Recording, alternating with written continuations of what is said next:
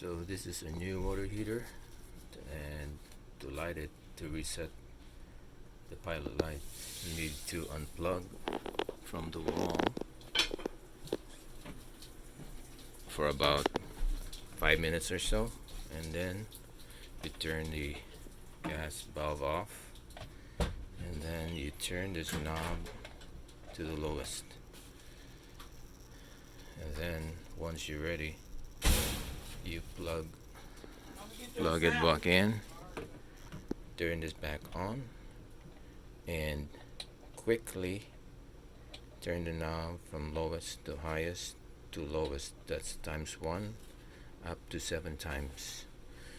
Then this light status would blink like a heartbeat. Bright light to dim, bright to dim, bright to dim. Alright, before this it was showing code number 7, 7 flashes, and you should have indications over here what it means. Number 7.